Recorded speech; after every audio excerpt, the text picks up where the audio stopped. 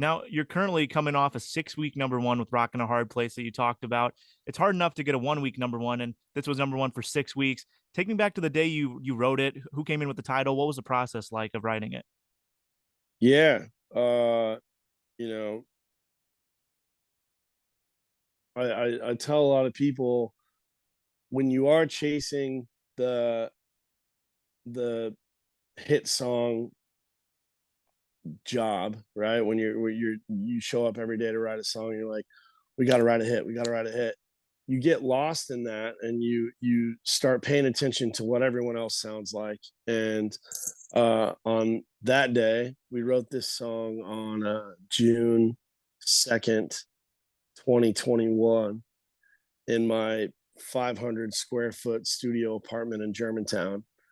And I had met Jet Harvey, one of the co-writers, at a music event, and we had set up a date, and he was interested in getting into the co-writing community. He hadn't really done that yet, um, so I had Jet Harvey on my calendar that day, and at that moment in time, I was going through a really really tough breakup, and the night before I had gone out drinking with my best buddy Jacob Hackworth, and he was just kind of Jacob assumed the best friend role of just trying to help me get through this breakup.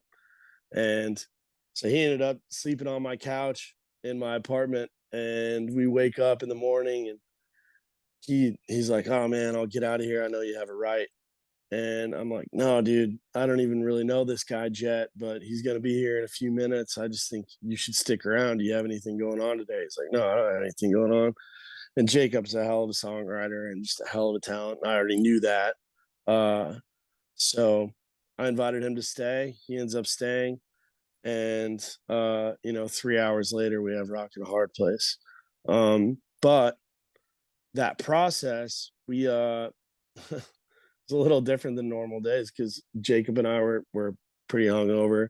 We go and meet Jet outside, and Jet's got his guitar, he's ready to go to work. And I'm like, "Nah, dude, put your guitar back in your truck. We're gonna walk down the street and grab a coffee and a burrito." And I didn't know this at the time, but now I do. Jet owned a an insurance company, so he was taking the day off from work that day to do this. Mhm. And he's like, "What do you mean we're going to get burritos? I came here to work. Like, I need to get back to my job." And luckily, he rolled with us. We all got to know each other a little bit at breakfast, and then we get back to my apartment, and Jet had just shared with us a personal story about a trip he just took to Boston with his girlfriend, his now wife. And they had kind of gotten into an argument at a dinner in Boston, and I started spilling my guts on my breakup, and Jet started spilling his on this argument that he had just gotten in.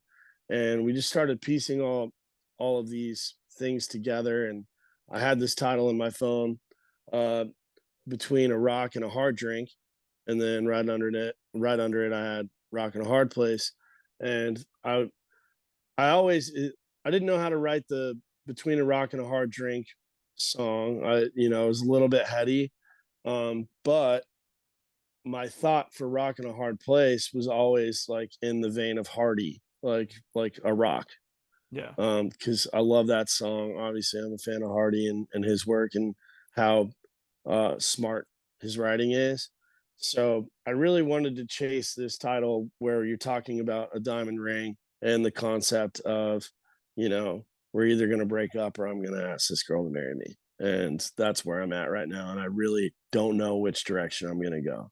Yeah. And it really felt in line with where Jet was, in his relationship. And it was definitely where I was in my breakup, where I was like, damn, do I fight for this girl, try and get her back, make some changes that are necessary in my life to try and do that, or do I just carry on and just take one on the chin?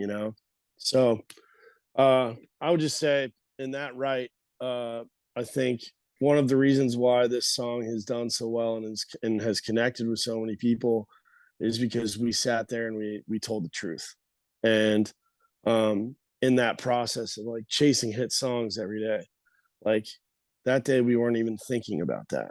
I think we were actually being vulnerable and real, and we were trying to capture what that feeling and what that emotion actually meant. And you know, everything lined up correctly for us that day, and in a lot of weird ways. And that just goes back to what you were asking about, like the publishing grind, like trying to go and get a pub deal. Uh, my timing was like my time started on that day, I think.